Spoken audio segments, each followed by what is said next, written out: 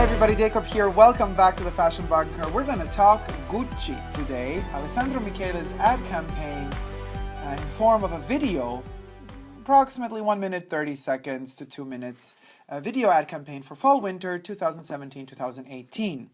Now a lot of the people that I know, friends and acquaintances, are loving it so much and praising it so much and have been asking me for my opinion as well. So I, looked at the video and I was like, here we go again. Alessandro Michele or whoever for him, just working with that escapism. And I know this escapism is something that a lot of you have been telling me before, but Dacob, it's okay to want escapism. It's a style too. Yes, fine. Have your escapism, but then just don't copy everything else. What do we see in that video? I mean, you could look it up. I can't show it here for copyright reasons, but it's on YouTube. Just say Gucci Fall-Winter 17-18 ad campaign. So basically we have a scenario where they're remaking or taking footage of, because I'm saying taking because they had to credit, Star Trek or some monster movies from the 50s. Underneath the video, you can see on the official Gucci YouTube channel, under the video, always read the description boxes of videos, guys, because there's a lot of information there. Some information has to be put there legally, while other information is there just to advertise and promote more of their own things, like links, what to follow, where to subscribe, and yada yada. We all do it. I do it too. But I digress. Now, think about it this way. So they take Star Trek, they take the monster from some lagoon, or the monster from whatever the name is of the original movie, and some aliens, a little bit of Barbarella influence, and then they style the models, of course, with Gucci clothes, but not everybody's wearing Gucci clothes. Of course, some of the monsters and some of the more important creatures are not wearing Gucci actually, but the Gucci clothes that are actually presented in the video are not good. the styling isn't just the best. What we are lured into is this visual of film, kind of. It's the digital filter they use. I don't think that they actually filmed in 16mm or 8mm. I mean, you never know, but I don't know. Given the budget, I have no clue. But it looks like it's film, it's celluloid and kind of lower quality, B movie quality, and the music is, and they credit that as well in the description box of the video, is from the 70s, and the hairs are coiffed to look also 70s. That style, that vibe of between 60s and 70s going on throughout the entire video clip. And then the clothes are styled accordingly as well. And I'm thinking, okay, let's escape back to that past golden era, or I don't know what they're trying to escape to.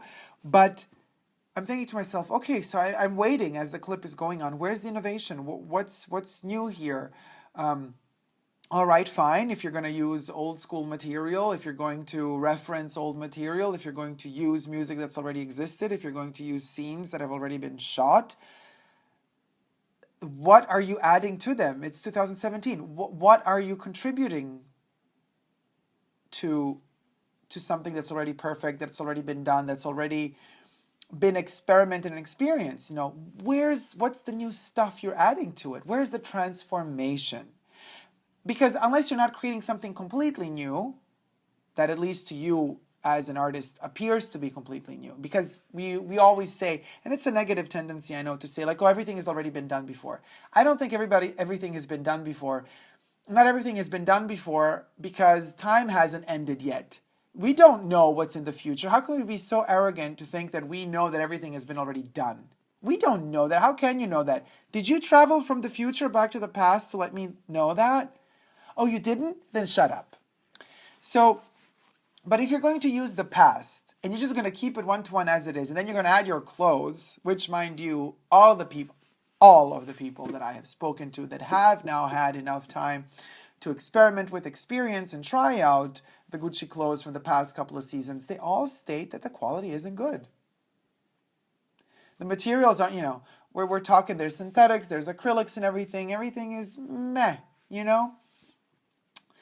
So, okay, fine, the quality isn't good, but what about the aesthetics? Are the clothes giving us a new life, a new way of experiencing the 70s and the 60s? If you're kind of restyling all of those iconic movie scenes and music clips with the Gucci of today, is that the contribution? Is that the innovation? Is that the transformation? Oh, it is. Well, it ain't working because the clothes are lacking. The clothes are lacking. So I personally think this is another flop. And I know that there's this initial excitement because we don't see much of the 70s and 60s anywhere at the moment. They're not really that in. So it's kind of refreshing to have that kind of other vibe of freshness that already those ages, those years, and those decades brought with themselves. They already had that freshness in them. That is refreshing to see again. But quite frankly, I prefer to watch a movie from the 50s, 60s, or 70s, or to even rewatch Star Trek. I prefer that to seeing a 1-minute 29 clip that's brainwashing my mind into thinking that I want the Gucci clothes. I don't want those Gucci pieces, and I never will. There's a couple of sunglasses I like. I like from this season and from the upcoming season, less so. This season, I liked it very much. But then, of course, some singer had to go and get her pair for free, and that just like messed it up for me. And I was like, okay, nah, now I don't want them anymore. She always has to wear everything and ruin it for everybody else. You know what I mean? Like special pieces from these special brands that are considered hyped usually end up months prior to their release to the public in the wardrobes as gifts or under contract to certain people, certain stars, certain movie stars or singers or what have you, and then they wear it to promote it. But when are we going to stop always wanting to wear what the famous people are wearing? You know what I mean? It's such a stupid way of thinking. If they get it for free, or my freaking microphone. They get it for free, or they even get paid by the brands in some cases to wear that shit. And then you got to spend your hard-earned cash to buy something that you've seen Sarah Jessica, whatever, Parker wear, or who actually like Sarah Jessica Parker. Somebody, I don't want to name who I don't like because you know what I mean. Don't want to give them negative karma, whatever. But you know, somebody that wore something for free or was paid to wear it, and like you're like, I want to be like them, so I'm gonna wear it too. I'm gonna buy it. You're not gonna be like them if you keep copying somebody who's worn it before you. You know, and you're doing it for all the wrong reasons, and like they're leading you to believe that you're gonna look like them, you're gonna be like. You're not. You're just gonna spend a lot of money, and it's an illusion that lasts those 5 seconds you're in the shop, or if you're buying it online. Online, you receive the object, you put it on, you look in the mirror, and you're like, oh damn, I'm still not that famous person, but I'm $800 shorter in the bank because I bought the sunglasses. So we have to learn to kind of observe things from a different perspective, from a different angle. And the brands also have to learn that they can't just mess with us always and constantly. They try. Now, I get the playfulness of this particular ad campaign. I get that they wanted to have fun, and I see the fun in there. Don't get me wrong. It's not like I don't see the fun. But it's a flop to me nevertheless. There's nothing new in there. There's no innovation. Escapism to me is not it's not an innovation. I see it as a sort of self-indulgent way of reflecting upon itself as a brand. You know, look, I have here as an example from the Tom Ford era Gucci sunglasses. Yes, they're ugly and they're very ghetto, but this was very Tom Ford Gucci, and it had marked that transition from the 90s to the 2000s. I mean, you know what I mean? Like, plus they're really high up there. The proportions are totally off, but it doesn't matter. So they have like these metal gold frames, and then, you know, a little bit of the aviator look, but except much more elevated than the typical Ray-Ban aviator glasses would be. So, and then they're gold and blah, blah, blah. And I mean, already look quite dated now to think of it. But I remember back in 2000, when was this? 2000 maybe? 2002? It was a fun concept to actually have these glasses. I haven't worn them in ages, really. Or then this little product here with this kind of bronzy packaging that Gucci used to have. I don't know what they even, now they have all of these like velvety things. I've showcased these glasses in one of my videos. This is my douchebag sunglasses. I call them the douchebag sunglasses because like this is a sort of a transformation. They literally cover only the pupils of the eyes. You know what I mean? We're talking hardcore ugly, but very particular at the same time. Tom Ford had a very clear vision for Gucci in terms of bringing it into the future. Very time specific. When we look at the Tom Ford collections for Gucci now, we understand where they're coming from. We understand the frame, the time frame that they're in. But they were an innovation for that time. You know, they might look dated now, but to me they're still timeless. They still represent a vision of innovation for Gucci. Alessandro Michele does not show me the vision of innovation. He shows me kind of a vision of I don't want to move on. I don't want to, you know, I get more this vibe of, okay, I've been working so many years to finally become the artistic director, because check out his past, what Alessandro Michele went through and all the stuff he did before he actually became the artistic director of Gucci. You know, and it's like, okay, now finally I get to do all the repressed energy and ideas I had, blah, and it all exploded and bursted into our faces.